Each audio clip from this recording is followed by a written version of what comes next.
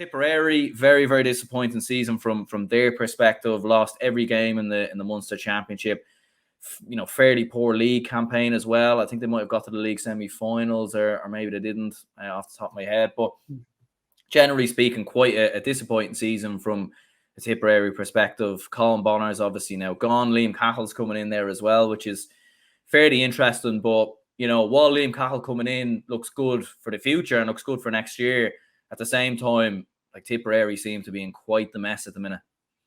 Yeah, they do. And even the end of the Cork game really summed it up. They were in the game up until, I would say, 20 minutes. And then as the game went on and on and on, you were just saying, where is this Tip team going? Like, it wasn't a case of, Cork were winning this monumental game of hurling or anything. Tip were just absolutely awful, and I think the Colin Bonner decision just compounded by grade your F, simply. You could even go further, because this year has been an utter disgrace for Tipperary.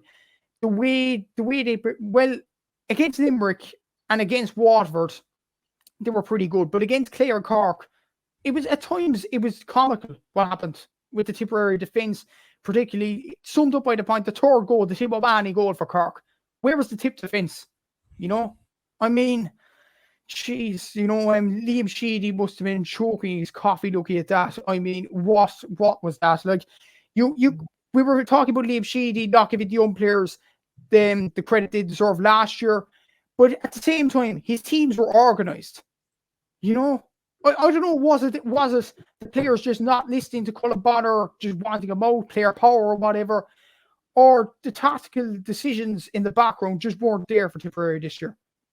I mean, I know there's a transitional period, but there's a way to lose a game.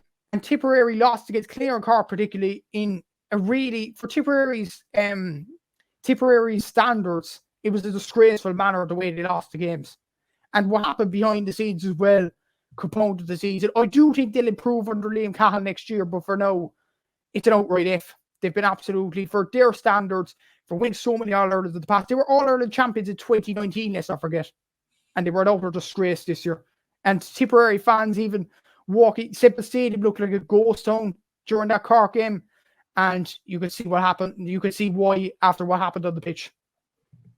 Yeah, I mean, clearly the buy-in wasn't there from the supporters and from the players. Make no mistake about that. Like, and it is an interesting one. Like, obviously, it's Shamie Callan who was injured for the whole of the round robin, but I suppose at the same time he is getting on a bit. Like, so I don't think they can be relying too much on him to sort of dig them out, all the time, really. And yeah, like, I mean, because you have obviously the McGraths who do so well at club level, and you hear about them every week, but then at inter-county level, the same, it just doesn't quite seem to be there. There's a lot of young lads coming through. Like, they obviously won, was a back-to-back under-20 All-Ireland titles as well.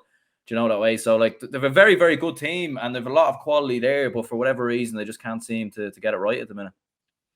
It's a strange one, all right, because a lot of people are saying, Cork have the youth players, and people seem to forget Tipperary beat Cork twice in a row, 2 years in a row, in both the Munster Championship and the All-Ireland.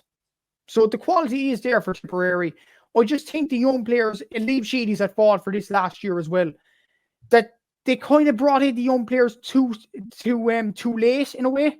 And that was really the downside for Tipperary. Like, the only young player we were mentioning on your podcast last year that played regular game time last year was Jake Morris. The rest of the team didn't play at all.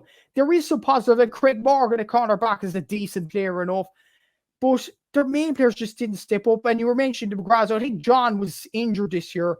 Noel, in fairness to him, tried to galvanise the team, but look, the attitude wasn't there. Even Jason Ford performed poorly this year. Like, it was all over the place, and the stuff happening behind the scenes as well. And even looking at their league form, they struggled to beat Laois.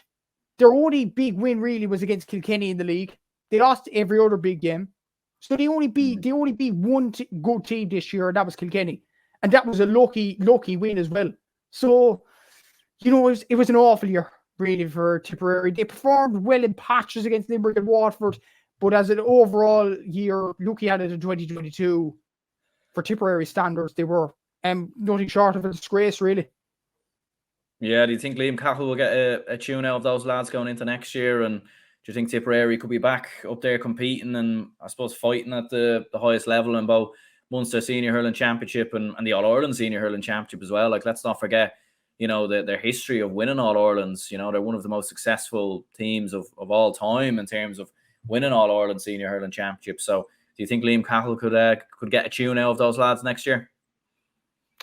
It's a difficult one because it's kind of like the situation in soccer, for example, Antonio Conte with Tottenham. People say he's a miracle worker. Like, his first year with Watford, they reached an All-Ireland final.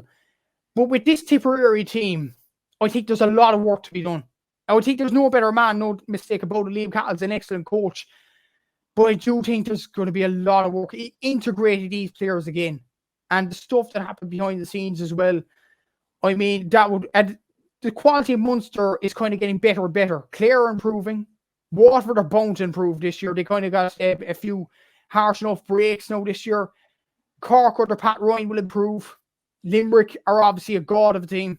So this will be hard for Tipperary next year to even get on a Munster. I think the starting point is the league. The way they integrate the players in the league. If they do that correctly, I do think Liam Cahill will do that. If they do that, that's the starting point for Tipperary. They don't necessarily have to get out of the Munster group next year, but just make progress. Don't lose as embarrassingly as they did against Clare and Cork. Just, keep the margins tight to keep the confidence up. That's what Liam Cahill has to do next year. Get the confidence of these players up, integrate the young players, have a good league campaign, and then think about the future. But for now, next year, I think next year's a bit too soon because of the quality of teams in Munster, and they're only going to get better, in my opinion.